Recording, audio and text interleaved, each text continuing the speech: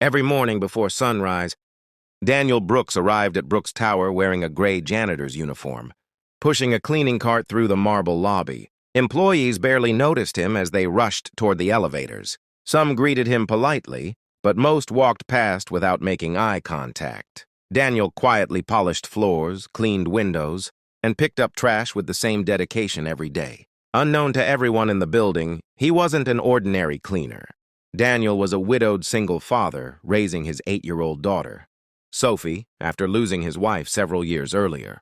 He had built Brooks Holdings from nothing, but after hearing rumors that senior executives and managers had become arrogant and were mistreating lower-level employees, he decided to spend several weeks working undercover as the building's janitor to see the truth with his own eyes.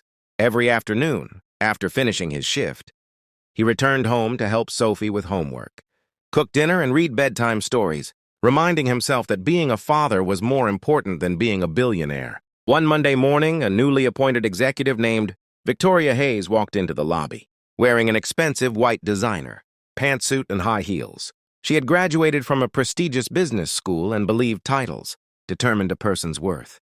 As she crossed the polished floor, she accidentally stepped into an area Daniel had just mopped. Irritated, she glared at him and said loudly, "Can't you even clean properly?"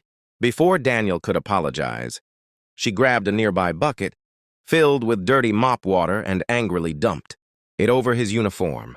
The muddy water splashed across his clothes as shocked employees watched in silence. Some lowered their heads, too afraid to defend him. Daniel calmly wiped the water from his face without saying a single angry word. Victoria laughed coldly and pointed toward the entrance. "People like you belong down there, not in a building filled with successful people." Daniel quietly picked up the empty bucket and replied, "One day you'll learn that respect has nothing to do with a person's job." She rolled her eyes and walked away, convinced she had taught the janitor a lesson. What she didn't realize was that the quiet man standing before her owned every floor of the building she had just entered. That afternoon, Daniel finished cleaning as if nothing had happened. Hidden cameras throughout the lobby had recorded the entire incident, and several employees secretly submitted witness statements to the company's ethics department. Later that evening, Daniel changed into an elegant black, tailored suit and entered the private boardroom on the top floor through a restricted executive entrance.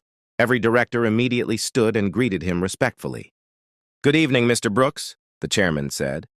Daniel placed the security footage on the conference table and calmly replied, "Tomorrow morning, we're going to discover what kind of leaders we've really hired." Meanwhile, Victoria celebrated with colleagues, completely unaware that the janitor she had humiliated wasn't an employee she could fire, but the billionaire founder and owner of the entire company. The next morning, every executive was instructed to attend an emergency company-wide meeting in the grand conference hall on the top floor. No explanation was given, leaving employees whispering nervously in the hallways.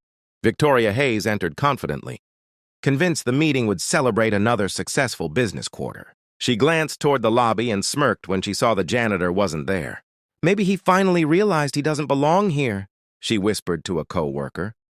Moments later, the lights dimmed, and the company's chairman stepped onto the stage.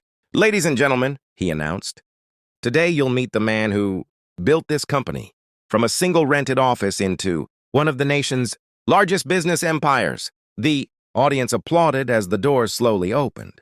Every face turned in disbelief.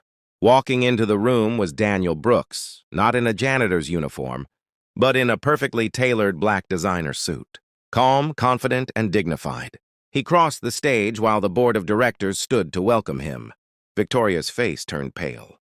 The bucket she had poured over him yesterday replayed in her mind as she realized the quiet janitor was actually the billionaire owner of Brooks Holdings. Daniel thanked everyone for attending before a large screen. Behind him displayed the lobby security footage. The room fell silent as the video showed Victoria mocking him, throwing dirty mop water over him, and declaring that people like him belong down there. Gasps echoed throughout the conference hall. Daniel paused the video and calmly addressed the audience. "I didn't work undercover to catch someone making a simple mistake. I came to discover whether our company still respected every person who walks through These doors. He looked toward Victoria, whose confident expression had been replaced with shame. A person's job title does not determine their value. The people who clean our offices, protect our buildings, and serve our teams deserve the same dignity as every executive sitting here today.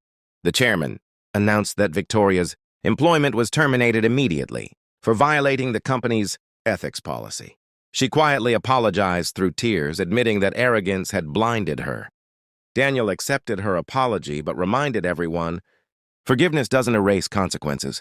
It creates an opportunity to become better. After the meeting, Daniel returned home instead of attending interviews with the media. His daughter, Sophie, ran to the front door and hugged him tightly. "Did work go well today, Daddy?" she asked. Daniel smiled warmly as he lifted her into his arms. "It did," he replied. "Today I reminded a lot of people that kindness is the most important job anyone can have." That evening, Brooks Holdings announced a new company-wide initiative requiring every executive to spend 1 week each year working alongside janitors, maintenance staff, cafeteria workers, and security teams to better understand the value of every role. Employee morale improved dramatically, and the company became known not only for its success but also for its culture of respect. Looking at Sophie as they shared dinner together, Daniel realized the greatest legacy he could leave wasn't another skyscraper or billion-dollar business. It was teaching the next generation that true greatness is measured by humility, compassion, and the way we treat people who can offer us nothing in return.